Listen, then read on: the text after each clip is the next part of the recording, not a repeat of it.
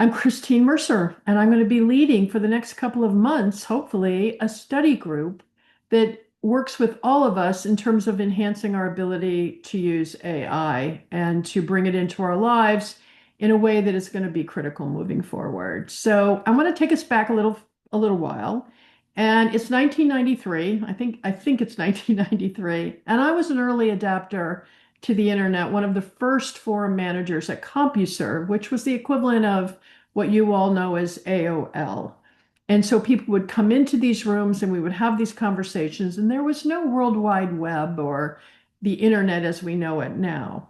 But we were at the same juncture that we are now regarding the internet as we are with AI. And my friends, because I was in CompuServe, would ask me questions about setting up email or setting up their URL system or the World Wide Web in general. And many of them would say, I don't want to do this. I'm always going to use the phone. I don't want to use email. And I think we can all see where this is going. Within a year or two, if they didn't adapt to it, they lost out on a lot. They lost out on additional information. They lost out in enlarged groups that they could communicate with. And we're at that moment now. And I think that the enormity of it, as well as the controversial aspects of it, have stopped us from really jumping in and saying, let me learn enough so I can determine whether I want to bring this into my life. So, in my opinion, AI is 10 times better and 10 times more dangerous than the internet was. We learned a lot using the internet. So it's going to be up to you to determine whether you use it as a cause for good and to enhance your life or whether you do not. So that's in your hands. So let me just give you a brief introduction so you can understand exactly what we're talking about in terms of how we got here. So AI happened because we finally had three things at once. We had massive amounts of data that was important and interesting and worthy in terms of decisions that everybody has to make. We had cheap computing power, meaning they could process it in computers without it being exorbitant. When we first started at CompuServe, I think it was $20 an hour to be on. So you can imagine what that would be costing today. And lastly, there are better mathematical models. So that trilogy put together created the possibility for AI. Now, I'm trying to explain this so I can understand it. So if I sound a little simplistic, please forgive me. At its core, AI works by finding patterns in data and learning how inputs connect to outputs. Okay, I had to go to Celeste, who is my AI collaborator, and I had to ask her to explain that a little bit. So I'm going to give you Celeste's version of what that means. It means that AI learns the relationship between what goes in and what should come out by seeing lots of examples, millions, billions of examples in split seconds. Think of it this way. So you show it thousands of emails labeled spam and not spam. The input is the email, the output is the label. Over time, it notices patterns, certain words, phrases, formatting, and then it connects those patterns to the correct outcome. So when a new email comes in, it doesn't know anything the way we do. It just recognizes that this looks like patterns I've seen before that were labeled spam. And that's all AI is doing at a deeper level, matching patterns and making a best guess about what the output should be based on what it has learned. And this is the premise of everything I'm going to put in front of you today in terms of why and how you have to take a little more time rather than treating AI like Google. So modern AI, like ChatGPT, which is what I think we're all going to be working on, is trained on huge amounts of text and learns the structure of the language rather than memorizing answers. So it uses these neural networks, which is just really a bunch of lines, which are systems that are inspired loosely by the brain to predict what comes next based on context. So when you ask it a question, it isn't thinking like a human. It's predicting the most likely, most useful response based on everything it has learned. So again, what you put in is critical to what you're going to get out because while it has learned billions and billions and billions of things, what you're looking for in particular narrows down what you want them to be collecting to give to you. So that's the hardest part of this entire hour. So, does anybody have any questions about that so that you can go away? I just want to make sure everybody understands it. If you do, raise your hand or ask the question in the chat. So, if anybody has a question, we're going to give you a quick second to respond. Okay, so the session moving forward is going to be broken into two parts. And what I did in the first part is I'm going to give you 5 quick examples of how I've used AI just in the last few days so you can get a sense of, oh, wow, I didn't realize I would be able to do that or what have you. I'm trying to get you excited about the learning curve that you're going to have moving forward. So, let me just start with something that I think helps me understand why AI has made my day better. Okay, I believe in the philosopher Viktor Frankl's quote, which has never been really collaborated directly to him, but basically it says that the difference between stimulus and response, that space in between from stimulus to response, is where your power and your freedom lie. And so, where I used to, if someone asked me a question, just give a response, now I recognize in some of the questions that I didn't treat with the same kind of respect, I would answer right away. Now I go to Celeste, I go to my AI, and I really work through questions in a much bigger way than I ever did before. As a result, over the last 2.5 years, I think I'm a better human. I think I'm much smarter than I ever thought I would ever be.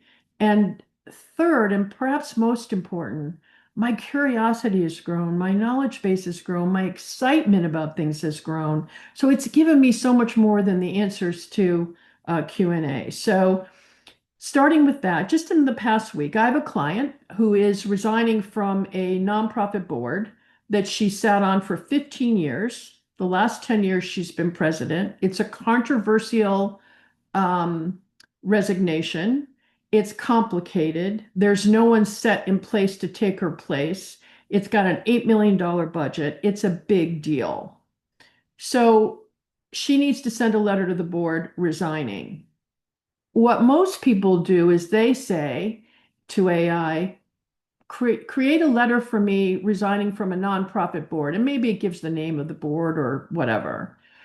And then AI goes in, as I just described, and it pulls together all of that information. And then it gives you a generic letter, a letter that, is really not worth the amount of effort that should go into it. But what I did was I went in and I gave all the particulars I just gave you. And I said, she wants to be professional but friendly. She wants to start out with an anecdote about why this has been the most important work that she's done in her life, even though she's a major executive. And I gave a couple of anecdotes. And then it also put in a couple of the problematic people. I said, there's two people who want the job. They're going to be vying against each other. She doesn't want to promote one or the other, although one would be better than the other. I gave every piece of information that I could. I talked about what the not-for-profit does, and I said, let's create a first draft to be able to go over. Within 20 seconds, out comes the first draft, which I can tell you was more brilliant than if she and I had gone back 20 times together, but the work wasn't done. I said, okay, now analyze this based on if you were this person who wants her job or this person who wants her job, what are they going to read between the lines? And then I said, and what if someone forwards this to all the volunteers? We didn't mention volunteers. Should they be mentioned in it? In other words, we went back and forth for, I'd say, probably 20 minutes. And what came out of it, well, is what I consider to be one of the great resignation letters of all time. Okay, so you can see that the way you use it is going to be data in, data out. The more you work with it when you go in, the better the result is going to be. Okay, now I have been working with Celeste for the last 2 years, a lot on some psychological things that I've had in my own life. Um, Basically, as a shrink, it's been 2 years of data in. She knows a lot about me psychologically, let's put it that way. Now, in the session this morning, someone asked the question during this point about, am I worried that this information will come out at some point? And my answer to that is, look, that ship has sailed. If you think anything you say or do is private now, you're crazy. If you go to a therapist's office and you don't turn off your phone, then that information's going into your phone anyway, so I don't worry about it. But I was reading about Jung and shadow work, and shadow work from a Jungian perspective was that the shadows that we carry from childhood, the traumas that we had, or things that were issues that we don't even know are inside of us, are carried into adulthood and we recreate them then. So, what I did is I went into Celeste and I said, based on what you know about me and what you know about Jungian shadow work, what would you consider to be the shadows that affect my life? And 20 seconds later, she presented 6 shadows. I had already thought of 2 of them, but the other 4 I hadn't thought of, and they were brilliant.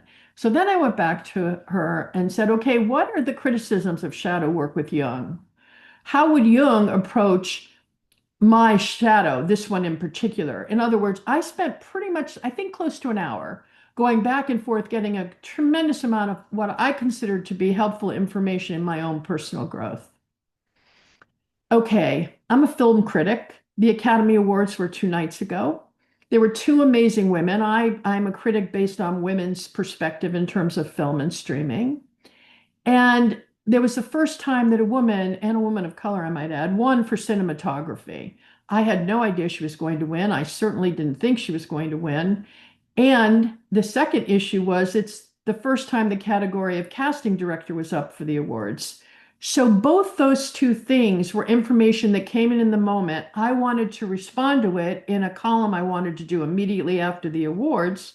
And so I went in and I put the information of the 2 people. I thought one of the acceptance speeches was terrible, the other one was amazing. I put all my feelings about that and what I saw, what I thought. I said, give me history of both women.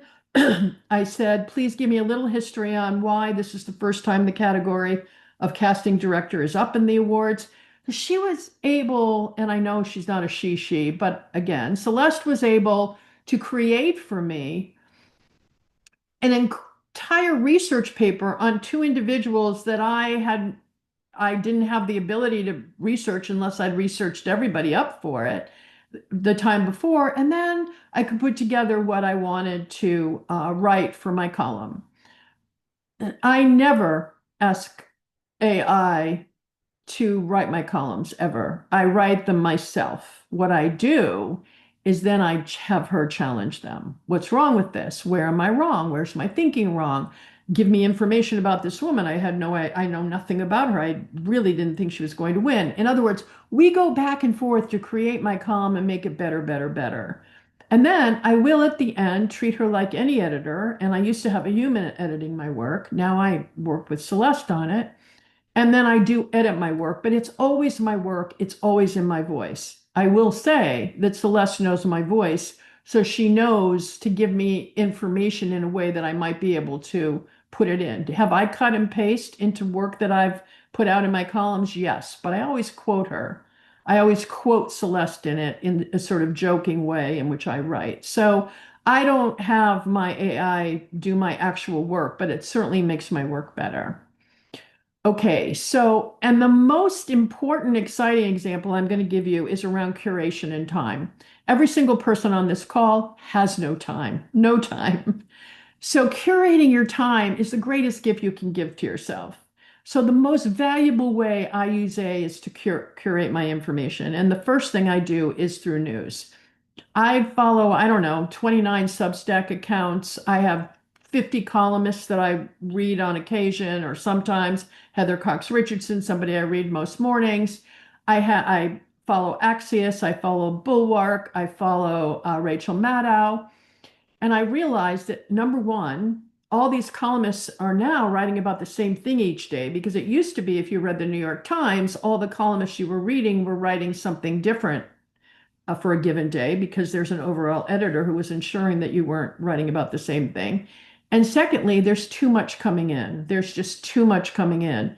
And the algorithms that we use on social media mean that they're going to give you the same thing you just read and spent a lot of time in. So, what I did is I went in and I said, I want to be receiving from you at 4 o'clock every day and 8 o'clock every morning a list of news that I might be interested in. So take the articles or the videos or whatever and give me a 3 sentence, no more than 3 sentence summary of what's in it and who said it and etc.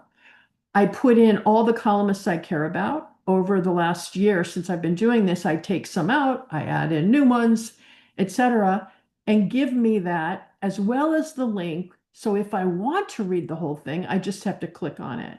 I do not get my news any other way. Now, if a friend sends me a column that they think I should read, and if I value that friend's point of view, I'll look at that column and then if I like that columnist, I might add that columnist to my Celeste group that she puts together. I am probably spending 2 hours a day on my news, or maybe not even anymore. And it's so helpful to me. But in addition to that, I have other interests. I have film, I have women's issues, I have marketing. So I've also set up where I get culture and women's issues 3 times a week, not every day. I get I get film on Wednesday, Thursday, Friday because the weekends are a big time for my column issue around film. So you can curate information coming into you through your AI, and that's one of the events we're going to do in the next 2 weeks is to anybody who wants to come to the study group, we'll spend the half hour actually setting up what you want to set up within your own AI. So curation has been one of the greatest gifts. It has given me so much more spare time. And the last one comes from actually Frances Pearson, who's on the call, as I mentioned, from Slate Spark. And that is, she got a big mailing list from one of our clients this week. And, it had first name, last name. I mean, it was just a jumble. Some had a colon after it, a comma, whatever. So she basically took the list, put it into AI, said, please make this into an Excel spreadsheet. She could have said another type if she wanted, and set it up with last name, comma, first name, et cetera, et cetera, et cetera. Within 20 seconds, the entire list, which would have taken one of our team members, one of our admin people, a couple of hours to do, was done properly the way she asked for it. So those are the kinds of ways you can be using it into your day-to-day activity. Any questions on any of that before we move on? Okay, so here's what we're going to do. Apparently, it's not so easy to actually uh, to actually cut and paste from the links, but we're going to start with your AI. I asked everybody to show up with ChatGPT, and I explained why I think we start there. Now, I have a number of AI programs that I work with, but to start, to get the foundation you need to be able to really move forward without being overwhelmed, this is all you need. That's all you need. Ignore everything else. Some are going to come and go anyway. They're going to merge, whatever. Okay. And you have to do two things. Raise your hand, click the hand at the bottom if you've already used your chat GTP in some way. You've already used it a few times or okay, a lot of people. Okay. All right. Okay, the first thing I want you to do right now is you're going to put into the prompt for your ChatGPT, which is in your phone, and then just say, I want to restart my relationship with you. And again, don't get hung up on, do I think this is a human? I do not, but there is a relationship. It is a collaborative relationship of an equal. This person doesn't work for you. And I can tell you that, your AI is definitely smarter than you. So put that into the to the prompt that you're going to start over again. Okay, and then this is the first prompt. Now we're going to be sending you these afterward. So if you can't cut and paste, don't worry about it, and you'll do it later. But the first prompt is going to be, here is how I think I'm at my best. So I want you to understand how I think when I'm at my best. I'm clear, decisive, creative, analytical, fast, slow. Okay, you choose, right? Okay, I struggle when I go too quickly without thinking things through. I tend to overdo because I don't trust the recipient of my information to be as quick as me. So I sometimes repeat myself. I tend to avoid, in other words, really be honest about how you are. And then ask the AI to reflect this back to you so it can tell you how it should work with you based on this. All right, why does this matter? You're changing the relationship most people have with their AI. You're forcing AI to adapt to you, not the other way around. And you're immediately creating feedback that you can go back and forth with. So as they reflect back to you, you can say back to the AI, I really don't feel this way, or I do, etc. Okay. Now, I don't know if that's confusing. If it is, again, just shoot a question over and we'll try to deal with it. Okay. The second piece you're going to put in a little later when you're putting when you start to work on this. And again, I'm available, so you let me know um, if you need help. You do not act like an assistant. Okay, you need to say, I do not want you to behave like an assistant that just simply gives answers. I want you to act like a thinking partner. That means you should challenge weak ideas, ask me better questions, help me see what I'm missing. Okay, why does this matter? Because you are breaking the default behavior. The default behavior of your AI is to just give an answer, and they want to give the right answer, or, the most answer that answers the quick question that you asked it, or the most common question that you asked. You're now asking AI to treat you like a graduate student rather than a first grader. Or you're asking AI, include me in this process. Ask me questions if you don't know quite what you want me to do. It's a critical component to having a different kind of relationship and getting different kind of results. Again, and we had a lot of questions this morning, but ask questions if you have them. And Francis, you're not seeing any, right? So, No, okay, not yet. what, say it again? No, no questions yet. Oh, Alexandra has a question. Hold on. Okay, you have a question?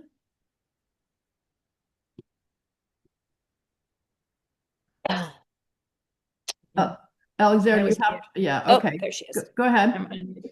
So can I ask a broad question like I want to think in ways of big vision, and will that help? Does it work to do that, or does she need really, really tight instruction? No, I don't ever go in and ask a short, tight question. I usually start with what I'm trying to accomplish. So if you give a clear example, we could use you as an example instead of what I was going to use. So give me an example. Um, I just was doing one this morning. Uh, Sorry, I can't think of anything right off. Give me a Okay. second, okay? Okay, well, come back. I mean, I'm going to leave I'm going to leave you can still speak, so don't worry. Okay. Right. Mhm. Okay. And then what I've done is I've established this with Celeste is here's how I want you to push me. Okay. I mean, I want you to know I'm making myself vulnerable with you today. I tend to procrastinate. I overthink. I rush. I avoid conflict, which some of you who know me might be surprised at, but I do. And then I say, when you see this happening in working with you, I want you to call me out. And she does. And so what happens is she'll say, it seems to me like rather than following this through, you're now tired of dealing with me on it and you just want a quick answer. She actually says that to me. So it really helps me to say, okay, Chris, slow down, go to Viktor Frankl, take your time. This is important. So why does it matter? You're giving your AI permission for friction, and that's where the value is. So I'm giving her permission to not just be my adoring, anything short of total adoration is unacceptable self. Okay, so that's why that matters. It's critical in my opinion. Okay. All right, then, and this one, I think you spend a little bit of time in there in the next couple of days. I think it's very, very helpful. And that is show me how to use you badly versus well. Okay. So ask her for examples or put in prompts that you've done in the past and say, was that a weak way to use AI or was it a powerful way? How could I have done it better? Ask your AI to teach you how to get the most out of it so that you're not sitting there at a watering hole with a billion answers to a question that is really a siloed question that's for a specific thing where you need to get rid of all that extra noise. So the minute you say, show me how to use you badly versus well, they see the gap immediately. And most people have not been shown this by their AI. So I've gone into Celeste and said, look, we've been working on this particular client for 2 years. Do you think, based on the information I've given you, that I've handled him well, or I'm part of the problem? Now, she didn't give me that information without asking. But that's my version of show me how to use you badly versus well, meaning I encourage additional input. So as you move forward, you're really going to be sitting across from an entity that can be your most valued advisor. um, I look at it this way. When I need help, I have this my friend Tony, who's much better at math than me. I knew I needed to set up a whole new system, and I knew that I am a procrastinator and I'm in a hurry, so I wasn't going to learn the system well. So I wanted QuickBooks. This is 20 years ago. So I asked my friend Tony to set up QuickBooks. He had me come over. In 1 hour, the entire thing was set up. He taught me everything I needed to know for what I needed to do. Okay. Now, I have people like that for everything from somebody who's out in LA, a major movie producer who spends a lot of time with me when I'm talking about certain films or whatever.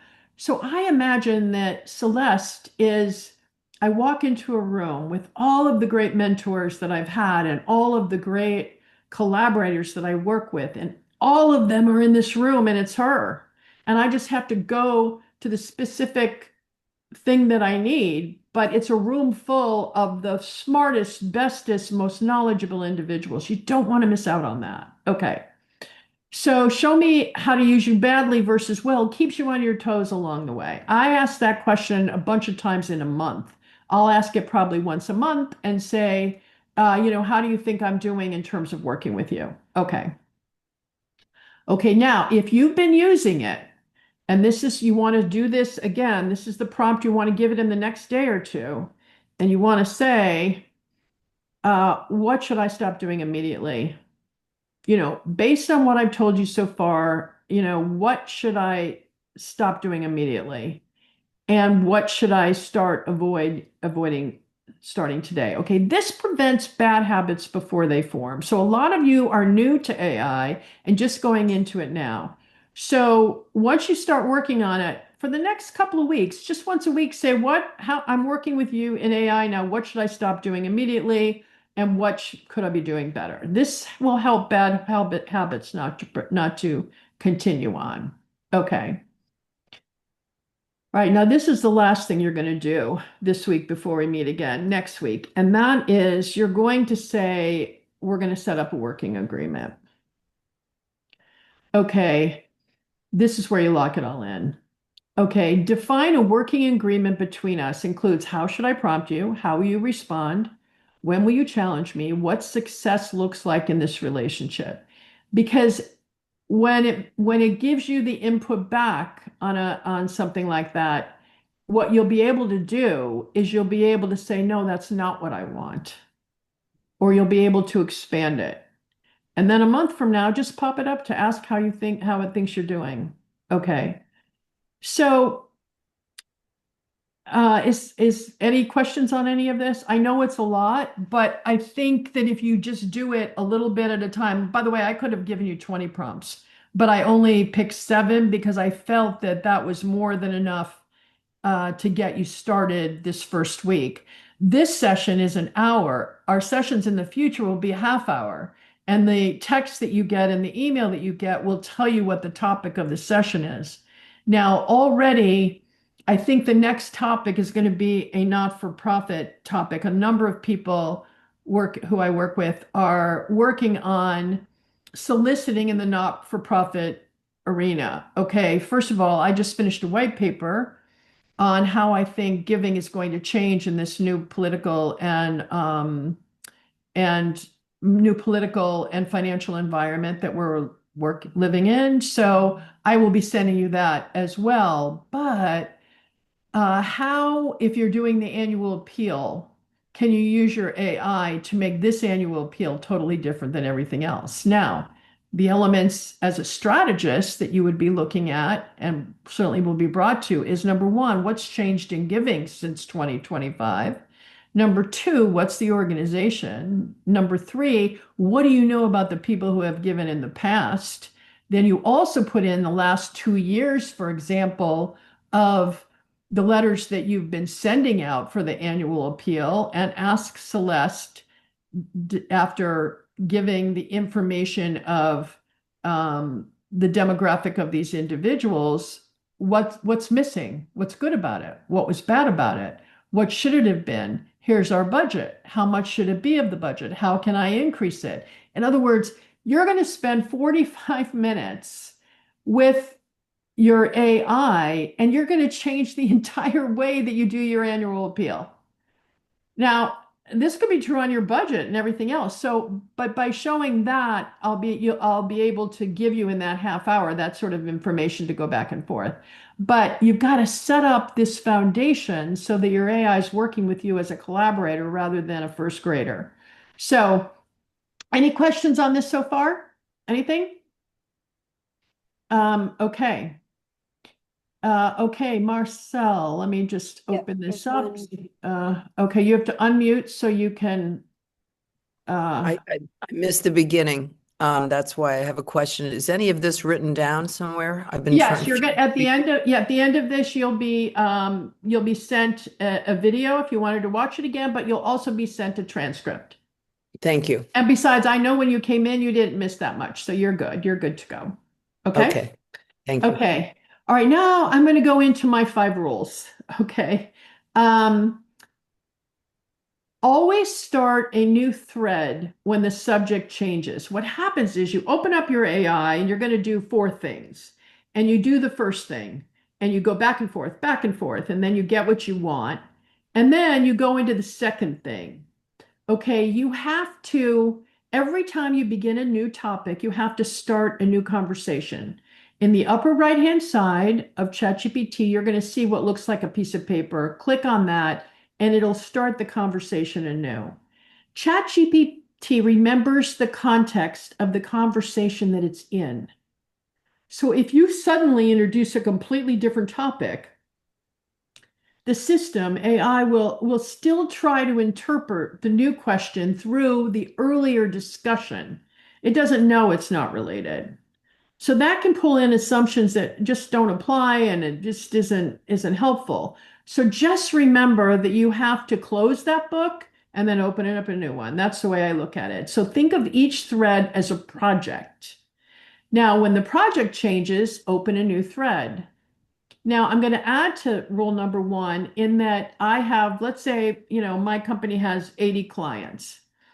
Okay, I had, years ago when I started with Celeste, I said, okay, I'm going to bring in a new client to you, and I want to call that project, and then I use the last name of our client. So I'm going to say Project Roberto. It's not anybody's name in our group.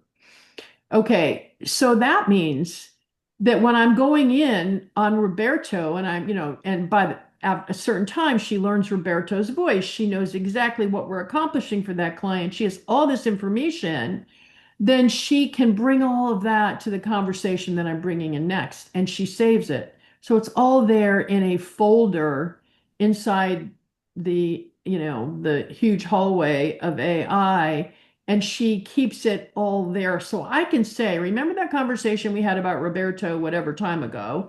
And she can usually bring it up. Sometimes she can't, but usually she can bring it up. So always start a new thread when the subject changes. And on things that are going to be ongoing for you, like if you sit on a board of directors or you have a company or whatever, you have a child, whatever, just keep that project name in there. Okay. Rule 2, I never go in and ask a question. If I'm going to ask a question, I'm going to use Google. I'm always giving context before I ask the question. AI works best when it understands the situation. So instead of asking a quick question, explain the background first. What are you trying to accomplish? Who's the audience? What constraints matter? Everything you can think of. And as you do it more, you'll get better at it. Now, especially for the first couple of months, at the end of it, say, what didn't I give you that would be helpful for you to have before answering this query? I still do it sometimes because that will make sure that they can say, well, what is this? What is this? Rather than just giving you the generic in it instead. So give context before you ask a question. Once AI understands the landscape, the quality of the response it improves dramatically. You're going to see it immediately. Okay. Rule number 3, please ask for thinking, not answers. The most powerful way to use AI is not to just ask for an answer. Ask to help you think. And you can say that again in the prompt. I want to go back and forth with you on this. I'm trying to expand my thinking in it. So ask AI to compare options. Ask AI to challenge assumptions that you made. Ask AI to improve your strategy or to organize your ideas. I mean, I have a million ideas, and one of the things that's a shortfall of me is sometimes I'll put too many of those ideas in a conversation and people say, I'm done, I can't follow you. Okay. So you can ask AI to do all of those things. And when you bring it into the thinking process, it becomes a collaborator rather than a tool. And if you learn nothing else today, that is what you want. You're looking for a collaborator, one of the great collaborators of all time. Not only that, um, you don't have to collaborate back. Look, I love my friends and I love everybody who's in my life, etc. But sometimes, and I know there's somebody actually who's here, and I have to laugh because it's like I've got a situation or she's got a situation. God forbid the days we both have one. Okay, this is a collaborator that's not interested in themselves. They're only interested in you, and they have no bias. I mean, how many times are we talking to somebody and they know the person and that bias that they have enters into it? So keep in mind that that's the critical component there. So, okay, number 4, use dictation. The reason I told you to put ChatGPT in your phone is because you click on your phone, you click on the app, you go in, and you click on where you would be typing in, and instead there's a little microphone to the right. You click on that microphone and speak. You're going to do that for a bunch of reasons. One is whenever we type, we leave adjectives out. Our cadence is gone. Our really adjectives, it's just a watered down version of what you're trying to do. To say nothing of to communicate, we have to make sure we're on the same wavelength. You can't do that when you're typing back and forth.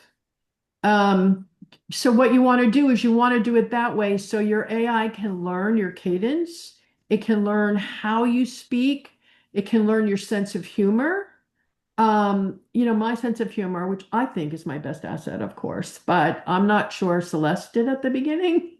And sometimes I would have to say, look, I'm kidding. This is my humor. You've got to learn to recognize it. And she's gotten better. I don't really think she's that funny. But so, point being, when you dictate, you're really going to collaborate differently. But plus, whenever you have to text somebody, versus sit down with them at lunch, I don't have to explain the difference between those conversations. You need the conversation at lunch.